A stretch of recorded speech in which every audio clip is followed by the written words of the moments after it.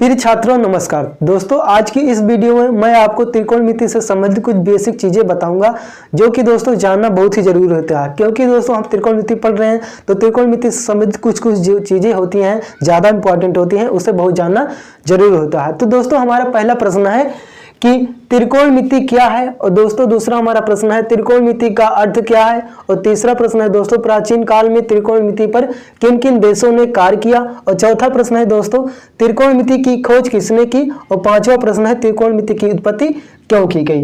दोस्तों ये चारों जो पांचों ये प्रश्न है काफी ज्यादा इंपॉर्टेंट है। तो दोस्तों हम क्या करेंगे, एक एक बारी करके हम इस प्रश्न का आसानी से आपको उत्तर बताएंगे और आप ध्यानपूर्वक सुनिए और इस वीडियो को देखिएगा, ठीक है। चलिए दोस्तों सबसे पहले हमारा प्रश्न है कि त्रिकोणमिति क्या है। दोस्तों त्रिकोणमिति क्या है, सबसे पहले ये बहुत भारी प्रश्न उठता है कि त्रिकोणमिति क्या है। आप पढ़ रहे हैं त्रिकोणमिति कर पूछ ले भाई कि त्रिकोणमिति क्या है बताइए, तो आप क्या बताएंगे, इसके बारे में कुछ जानना चाहिए ना। तो आपको क्या बताना है कि त्रिकोणमिति गणित की वह शाखा है जिसमें त्रिभुज और त्रिभुज से बने बहुभुज का अध्ययन किया जाता है। ठीक है दोस्तों, मैंने क्या बताया कि त्रिकोणमिति गणित की वह शाखा है जिसमें त्रिभुज और त्रिभुज से बने बहुभुज का अध्ययन किया जाता है। अब दोस्तों आशा करता हूं कि आप पहला प्रश्न आसानी से समझ गए होंगे। अब दोस्तों हमारा दूसरा प्रश्न है कि त्रिकोणमिति का अर्थ क्या है। कह रहा है कि त्रिकोणमिति का अर्थ क्या है, तो आइए हम जानते हैं। देखिए दोस्तों जो त्रिकोणमिति है हमारा, ये कितने शब्दों से मिलकर बना है, 3 शब्दों से मिलकर। ठीक है, देखिए जैसे यहाँ पर मैं त्रिकोणमिति लिख दे रहा हूं, त्रिकोणमिति। देखिए यहां पर एक शब्द हो गया त्रि, और दूसरा शब्द हो गया कोण, और तीसरा शब्द हो गया मिति।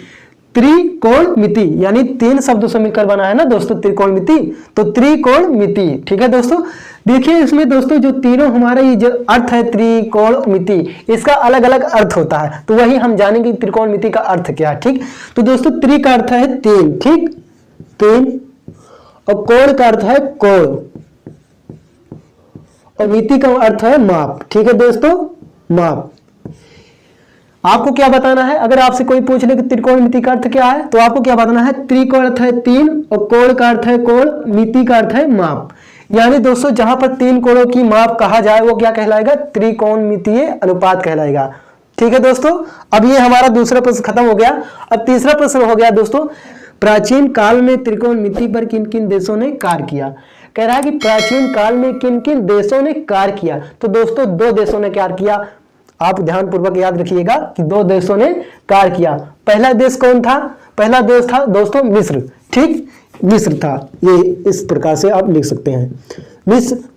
और दोस्तों जो दूसरा देश था वो क्या था, बेबीलोन। तो दोस्तों हमारा दूसरा प्रश्न था, दूसरा आंसर था बेबीलोन। ठीक, बेबीलोन।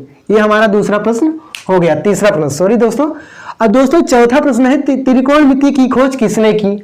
बहुत ज्यादा पूछा जाता है मेरे दोस्तों कि त्रिकोणमिति की खोज किसने की, तो आपको क्या बताना है कि त्रिकोणमिति की खोज हिप्पारकस ने की। किसने की, हिप्पारकस ने। देखिए यहां पर इस प्रकार से लिखा जाता है, हिप्पारकस, हिप्पारकस ने की। ठीक, लेकिन दोस्तों अगर भारतीय गणित के इतिहास पर नजर डाले तो त्रिकोणमिति की खोज किसने की, हिप्पारकस ने नहीं की, तो आर्यभट्ट ने की। क्योंकि दोस्तों आर्यभट्ट ने अपने ग्रंथों में साइन, क्वास, ज्या, कोज्या, व्युज्या, अश्वज्या, इस प्रकार से इन्होंने अपने ग्रंथों में साइन क्वाज्या का मतलब नियम पारित किया। ठीक है, तो दोस्तों सबसे पहले किसने खोज की, हिप्पारकस ने की, और दूसरा जो हमारा आंसर निकला वो किसने खोज की, आर्यभट्ट ने खोज की। लेकिन दोस्तों अगर इस बार अगर कहा जाए कि वर्तमान में कि त्रिकोणमिति की खोज किसने की आपसे पूछ ले, तो दोस्तों जो ये हमारा प्रश्न है कि त्रिकोणमिति की खोज किसने की, पूर्ण रूप से ज्ञान नहीं है कि त्रिकोणमिति की खोज किसने की। इसमें अनेक मत हैं। अगर एक विद्वानों के अनुसार देखा जाए तो उसने खोज की, अगर दूसरे विद्वानों के अनुसार देखा जाए तो उसने खोज की। तो दोस्तों इस जो हमारा टॉपिक है कि त्रिकोणमिति की खोज किसने की, इस पर पूर्ण रूप से डिस्कस नहीं किया जा सकता है। ये प्रश्न अभी तक कंफर्म ही नहीं हुआ दोस्तों, मैं सही कह रहा हूं, आज तक कंफर्म नहीं हुआ कि त्रिकोणमिति की खोज वास्तव में किसने की। ठीक है, तो हमारा ये चौथा प्रश्न खत्म हो गया। अब हम 5वां प्रश्न देखेंगे कि त्रिकोणमिति की उत्पत्ति क्यों की गई। बहुत ज्यादा इंपॉर्टेंट है मेरे दोस्तों कि त्रिकोणमिति की उत्पत्ति क्यों की गई। ठीक है दोस्तों, तो यहाँ पर मैं दे रहा हूं इसको दोनों मिटा, फिर आपको बारीकी से समझाता हूं कि त्रिकोणमिति की उत्पत्ति क्यों की गई। ठीक है, देखिए मेरे दोस्तों त्रिकोणमिति की उत्पत्ति क्यों की गई। देखिए मान लीजिए क्या है, एक ये मीनार है, ठीक मीनार है। और ये क्या है दोस्तों, एक भूमि है, यहाँ से लेकर यहाँ तक एक भूमि है, ठीक।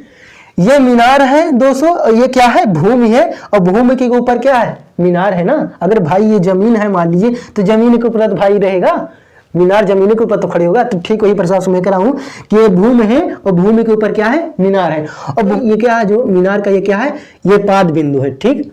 और दोस्तों एक व्यक्ति जो है यहां से क्या है, खड़ा है, यहां पर क्या है, खड़ा है मान लीजिए, और यहां से खड़े होकर इस मीनार को देख रहा है। अगर दोस्तों इस व्यक्ति से कहा जाए कि मीनार की ऊंचाई ज्ञात कीजिए, तो दोस्तों क्या यह व्यक्ति मीनार की ऊंचाई ज्ञात कर पाएगा, नहीं ज्ञात कर पाएगा। सिंपल सी बात है। बताइए भाई, यहाँ भूमि पे खड़ा है और मीनार की ऊंचाई काफी दूर है, वो कैसे नापेगा, एक पटरी से भी नहीं नापा जा सकता, इंची टेप से भी नहीं नापा जा सकता, ठीक। तो इसी प्रकार की ऊंचाई को ज्ञात करने के लिए वैज्ञानिकों ने किसकी खोज की, त्रिकोणमिति की खोज की, ठीक है। और इसीलिए त्रिकोणमिति का उदय हुआ। तो फ्रेंड्स आशा करता हूं कि वीडियो आप लोगों को काफी ज्यादा पसंद आई होगी और यह टॉपिक जो है काफी ज्यादा अच्छा लगा होगा। तो अगर इसी प्रकार से अगर आप वीडियो देखना चाहते हैं तो वीडियो को एक लाइक कर दीजिए। अगर आप मेरे चैनल पर नए हो तो यार सब्सक्राइब कर देना और साथ ही बेल आइकन को जरूर प्रेस कीजिएगा, क्योंकि आगे भी इसी प्रकार से अगर मेरा सपोर्ट करते रहेंगे ना तो मैं आपको अच्छे से अच्छे वीडियो बनाकर दिखाऊंगा, ये मेरा वादा है। तो चलिए दोस्तों फिर मिलते हैं किसी नेक्स्ट वीडियो में, तब तक के लिए वंदे मातरम, जय हिंद।